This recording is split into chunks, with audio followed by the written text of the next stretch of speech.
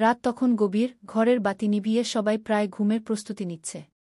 বাড়ির জানালা দিয়ে বাইরে তাকালে দেখা যায় মৃদু বাতাসে গাছের পাতা দুলছে। আকাশের চাঁদ যেন পুরো মহাবিশ্বকে ঢেকে রেখেছে এক রহস্যময় আলো।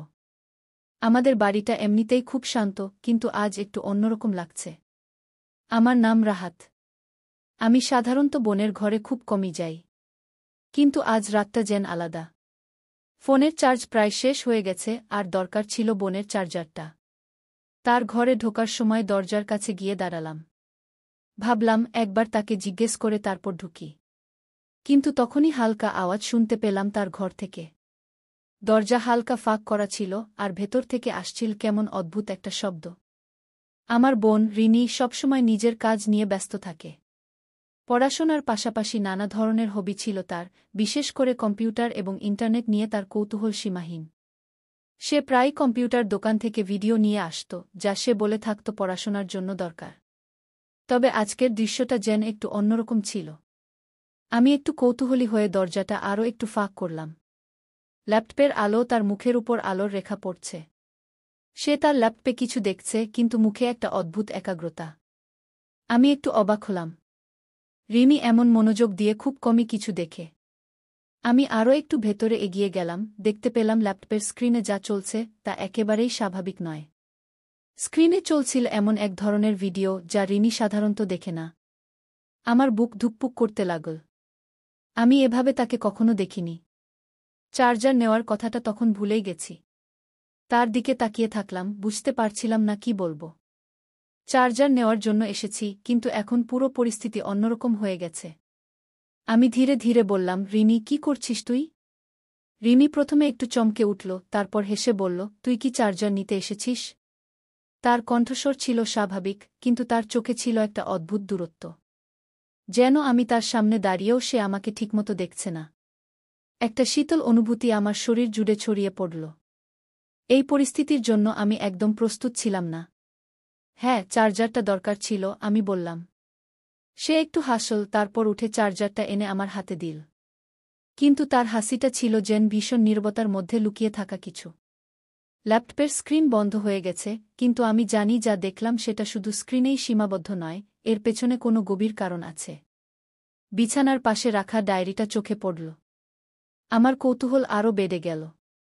সবসময় ডায়েরি লিখতে দেখা যেত না তাকে। ডায়েরিটা হাতে তুলে নিতেই রিনি হঠাৎ করে বলে উঠল, এটা খুলে দেখার দরকার নেই গু। আমি থেমে গেলাম। বোনের মধ্যে এমন এক কঠোরতা আগে কখনো দেখিনি। কেমন যেন একটা রহস্যের জট পাকানো পরিস্থিতি। আমি ভাবলাম হয়তো তার ব্যক্তিগত ব্যাপার, কিন্তু কিছু একটা ঠিক নেই তা আমি বুঝতে পারছিলাম। রাতের হাওয়া জানালা দিয়ে ভেতরে ঢুকছে, আর সেই বাতাসের হালকা শীতল ছোঁয়া আমাকে আরও চিন্তায় ফেলে দিল। মনে হচ্ছিল রিনি আমাকে কিছু বলছে না, কিছু একটা লুকিয়ে রাখছে। কিন্তু কি সেটা? আমি রুম থেকে বেরিয়ে আসলাম। বাইরে এসে দেখি পুরো বাড়ি নীরব। রাতের নিস্তব্ধতা আরও গভীর হল, কিন্তু আমার মনের অস্থিরতা বাড়ছিল। বিছানায় শুয়ে পড়লেও ঘুম কিছুতেই আসছে না। রিনির অদ্ভুত আচরণ, তার ল্যাপটপে দেখা ভিডিও, আর সেই ডায়েরির দৃশ্য, সবকিছু মিলে যেন এক অজানা রহস্যের ধাঁধা তৈরি করেছে। আমি বুঝতে পারছিলাম এর মধ্যে কিছু একটা খুবই ভুল, কিন্তু কি সেটা আমি ঠিক ধরতে পারছিলাম না। পরের দিন সকালে ব্রেকফাস্টের টেবিলে রিনি আগের মতোই স্বাভাবিক আচরণ করছিল, যেন কিছুই হয়নি। সে মায়ের সাথে হাসি মুখে কথা বলছিল, মাঝে মাঝে আমার দিকে তাকিয়ে হালকা হাসছিল। আমি যেন আগের রাতের সেই দৃশ্য ভুলে গেছি, কিন্তু মনে মনে আমি জানতাম ভুলে যাওয়া সম্ভব নয়। বিকেলে কলেজ থেকে ফিরে আমি কিছুটা গুটিয়েছিলাম। কি করব, কার সাথে কথা বলবো, কিছুই বুঝতে পারছিলাম না। নিজের রুমে বসে অন্যমনস্কভাবে ল্যাপটপ স্ক্রোল করছিলাম, তখনই রিনির দরজার সামনে দিয়ে যেতে যেতে তার হালকা ফিসফিসানি শুনতে পেলাম। আবার সেই ভিডিওগুলোর ব্যাপারে কেউ যদি কিছু জানে, তাহলে সমস্যা হয়ে যাবে, খুব নিচু গলায় কথাগুলো বলছিল সে। আমি বুঝতে পারলাম সে ফোনে কথা বলছে। দরজার কাছে গিয়ে শুনতে চেষ্টা করলাম, কিন্তু সে খুব সাবধানী, যেন সে জানত যে কেউ তাকে শোনার চেষ্টা করতে পারে। কথাগুলো ঠিকমতো বোঝা না গেলেও বুঝতে পারলাম কিছু গোপন বিষয় চলছে। রাতে আমি নিজেকে ঠিক রাখতে পারছিলাম না। মনে হচ্ছিল এই পুরো ব্যাপারটা আমার মাথার উপর দিয়ে যাচ্ছে। এক পর্যায়ে আমি সিদ্ধান্ত নিলাম ডায়েরিটা দেখতে হবে। সেই ডায়েরিটাতে কি আছে সেটা জানতেই হবে। রিনি রাতে ঘুমিয়ে পড়ার পর আমি খুব ধীরে তার রুমে ঢুকলাম। ল্যাম্পের মৃদু আলোতে সবকিছুই চুপচাপ ছিল। ডায়েরিটা তার টেবিলের পাশে ছিল, হাতের নাগালেই। ধীরে ধীরে সেটা তুলে নিয়ে আমি নিজের রুমে ফিরে গেলাম। ডায়েরির প্রথম কয়েকটা পাতা ছিল সাধারণ ঘটনা আর দিনের বিবরণ। কিন্তু পাতার পর পাতা উল্টাতে গিয়ে আমার চোখ আটকে গেল একটা পৃষ্ঠায়, যেখানে খুব পরিষ্কারভাবে লেখা ছিল আমার জীবনের সবচেয়ে গোপন সত্য। ও আমার হাত কাঁপতে লাগল, আর চোখ আটকে গেল সেই লাইনের উপর। আমি ডায়েরির পৃষ্ঠাগুলো উল্টাতে শুরু করলাম, আর দেখতে পেলাম এমন কিছু লেখা যা আমাকে স্তব্ধ করে দিল। সেখানে লেখা ছিল, রিনি নিয়মিত কম্পিউটার দোকান থেকে আজেবাজে ভিডিও আনিয়ে দেখত, আর এই ভিডিওগুলো সে ব্যবহার করত একটি অদ্ভুত এবং গোপন উদ্দেশ্যে। রিনি লিখেছিল সে এসব ভিডিও দেখে কিছু আধ্যাত্মিক বা রহস্যময় শক্তির সন্ধান করছে, এমন কিছু শক্তি যা মানুষের মনকে নিয়ন্ত্রণ করতে পারে। ডায়েরির পরবর্তী কয়েকটি পৃষ্ঠায় লেখা ছিল কিছু গোপন নামাজের আয়োজনের কথা, যা সে রাতের গভীরে একা বসে করত। তার ধারণা ছিল এই বিশেষ প্রার্থনার মাধ্যমে সে কিছু বিশেষ শক্তি অর্জন করতে পারবে। সে বিশ্বাস করত এসব ভিডিও এবং প্রার্থনা তাকে অন্যদের চিন্তা এবং জীবন নিয়ন্ত্রণ করার ক্ষমতা এনে দেবে। আমি থমকে গেলাম। রিমি আসলে কি করছে? সে কি আসলেই এসব বিশ্বাস করছে, নাকি সে কোনো মনের বিভ্রমে পড়েছে? আমার মাথায় একগাদা প্রশ্ন ঘুরপাক খাচ্ছিল, আর তখনই আমার মনে পড়ল কাল রাতে তার ল্যাপটপে যা দেখেছি তা হয়তো এর সাথেই জড়িত। ডায়েরির শেষে লেখা ছিল, যদি কেউ আমার এই রহস্য জেনে যায় তাহলে সব শেষ হয়ে যাবে। আমি বুঝতে পারছিলাম রিনির মানসিক অবস্থা কোনো অস্বাভাবিক পথে যাচ্ছে। সে যেভাবে নিজের মনকে এমন কিছুতে জড়িয়ে ফেলেছে সেটা খুবই ভয়ঙ্কর। ঠিক তখনই পেছন থেকে রিনির কণ্ঠস্বর শোনা গেল, তুই আমার ডায়েরিটা পড়ছিস? আমি চমকে উঠে পেছনে তাকালাম। রিনি দাঁড়িয়ে আছে দরজায়, তার চোখে এক অদ্ভুত জ্বলন্ত দৃষ্টি। তুই এটা কিভাবে পেলি? তার কণ্ঠস্বর ঠান্ডা, কিন্তু চোখে ছিল তীব্র রাগের ঝলক। আমি ডায়েরিটা নামিয়ে রাখলাম আর বললাম, রিনি, তুই কি আসলেই এসব বিশ্বাস করিস? এসব তোর জীবন ধ্বংস করে দেবে। সে ধীরে ধীরে আমার কাছে এগিয়ে এলো। তুই জানিস না আমি কি করছিলাম, আর জানিস না কেন। কিন্তু এখন যেহেতু জানিস, তোরও এই গোপনটার অংশ হতে হবে। না হলে তার কথা অসমাপ্ত থেকে গেল, কিন্তু চোখের সেই ঝলক আমাকে ভীত করল।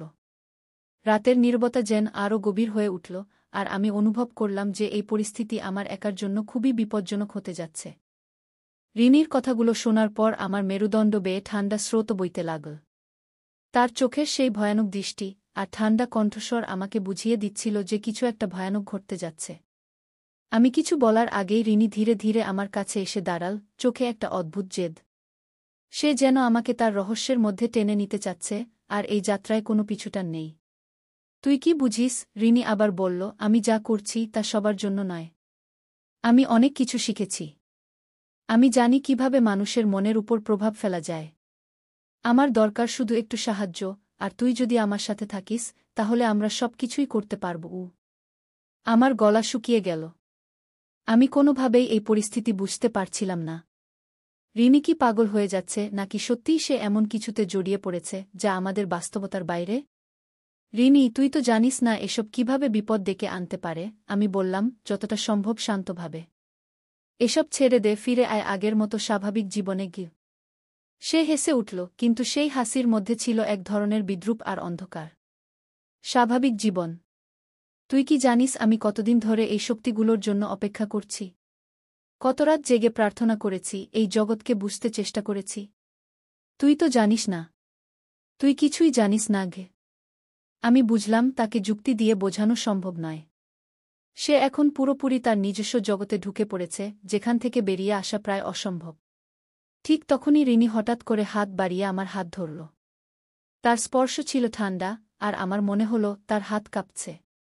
তুই আমার পাশে থাকলে সব সহজ হয়ে যাবে, সে ফিসফিস করে বলল।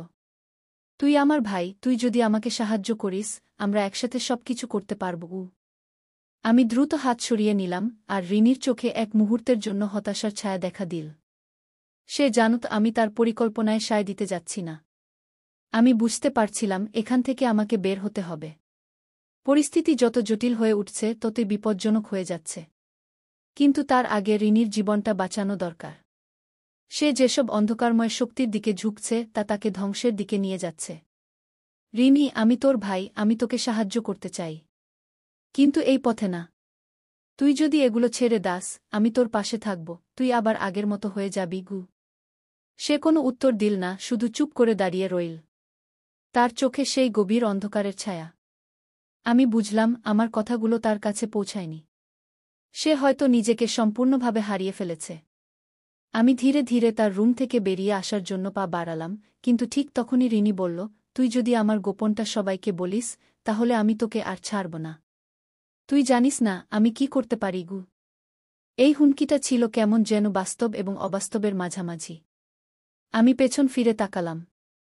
রিনি তখনও দাঁড়িয়েছিল, চোখে সেই একই রহস্যময় দৃষ্টি। তার হাসিটা যেন আরও গা ছমছমে। তুই চলে যা, সে বলল, কিন্তু মনে রাখিস, তুই আমার গোপন জানিস। আর কেউ যদি জানতে পারে, তোর জন্য ভালো কিছু হবে না গি। আমি এক মুহূর্তের জন্য থমকে দাঁড়ালাম, কিন্তু তারপর দ্রুত রুম থেকে বেরিয়ে এলাম। বাইরে এসে আমি গভীর শ্বাস নিলাম, মনে হলো আমি কোনো অদ্ভুত দুঃস্বপ্ন থেকে বেরিয়ে আসলাম। রিমির মধ্যে যে পরিবর্তন ঘটেছে তা আর কোনো সাধারণ জিনিস নয়। এটা হয়তো তার মানসিক অবস্থার সমস্যা, অথবা সে আসলেই কিছু গোপন শক্তির পেছনে ছুটছে, যেগুলো তার জীবনকে ধ্বংসের দিকে ঠেলে দিচ্ছে। আমি জানতাম আমাকে এখন খুব সাবধানে চলতে হবে। রিনি যা করছে তা শুধু তার জন্য নয়, আমার জন্যও বিপজ্জনক হতে পারে। কিন্তু তার জীবনটা বাঁচানোর জন্য আমাকে কিছু করতে হবে। সেই রাতে আমি ঠিক করতে পারলাম না কিভাবে এই সমস্যার সমাধান করব।